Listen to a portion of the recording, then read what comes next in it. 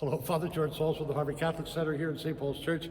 I wanted to wish you a happy Easter and a blessed season, and to talk about the resurrection, and to start with the one who started things off for us in spreading the good news, and that is St. Mary Magdalene. There she ran and from the tomb and told the other apostles, and she has been called the apostle to the apostles of the resurrection. And not only she was one of three faithful women, Mary Magdalene, Mary Cleopas, Mary Salome, and they're pictured in early art. In earliest Christian art, that's really the scene of the resurrection in art. There's a very famous early Christian chapel from right in the Euphrates there, and there's a copy of it, if I'm allowed to say the word Yale, down in Yale in the Art Museum. And there they have this Dura Oropos chapel, and it shows there what's the biggest fresco they have. It is of the three Marys coming to the tomb to anoint the Lord, and then suddenly learning of the resurrection. Then she runs and tells them, so that she is the apostle to the apostles. I wonder if we could think about that for a moment, and you could think during the week, in your own life as I think in mine, about people who've been apostles to you. Many is the time here I have had people tell me, Father, and somebody of senior age now, Father, when I was in Harvard Yard in freshman year, there was a proctor on my entry. There was a fellow student who would invite me to Mass with them. And I just left home, I was sort of on my own, and who knows what would have happened. But they invited me, I went, and that became something that I always did. I always took the high road from that point on. And it's made all the difference in my life. Think of it every week, hearing the scriptures and the love of God, and encountering Christ in Holy Communion, meeting the Christian community, having a chance to pray, opening our hearts to God's grace, having a moment to share with God and with other people our worries and cares in the body of Christ. How powerful that is, how powerful that is. And so that particular person, for them, really helped carry the good news to them and reinforce the good news. And that had often been done by their parents. Think of your parents trying to pull you out of bed on Sunday morning, even though you're valiantly resisting, and the difference that made for the rest of your life. Taking the trouble not only to have you baptized, but to get Holy Communion, and then study for confirmation and understanding the whole breadth and length and height of the Christian faith. No small thing.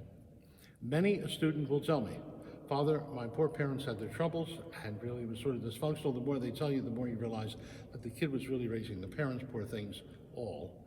But there was a grandmother, Father, my grandmother, she was like my parents to me. And she had me baptized, and she took me to church each Sunday, and she got me through the sacraments, and she made all the difference. And you realize that she was like Mary Magdalene to them. She was the apostle of the apostles, and this person who's talking to you is a great apostle in faith and where they live, where they're planted. They have a great impact, but they needed that person further back.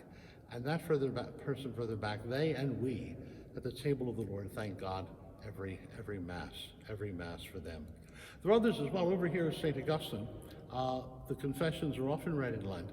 The Confession's a great story of a life of seeking, of experiencing, of trying everything.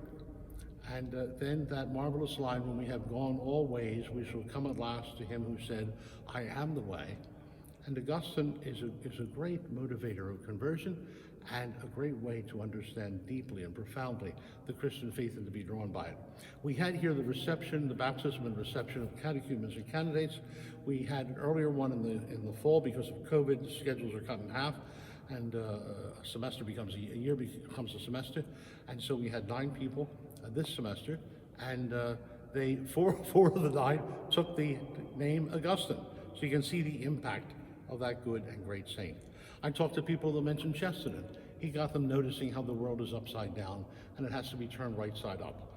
There was someone who was able to have an immediate impact on them and help them see the Christian faith clearly, which they hadn't had a chance to realize how it's the key. Christ is the key that unlocks, he's the key to life and unlocks every door in understanding what we're about.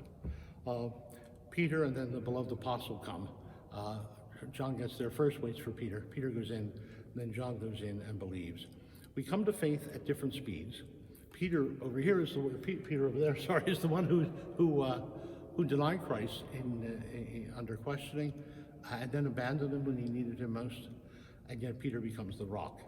So there's a chance for growth in all of us, and even sinners are not excluded, are never excluded in the church. There is always hope for all of us and always joy. Gaudium et spes, always hope and always joy.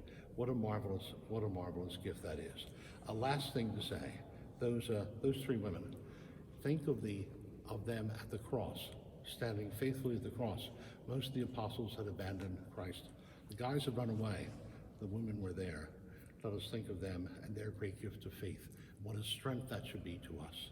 God bless you. A blessed Easter.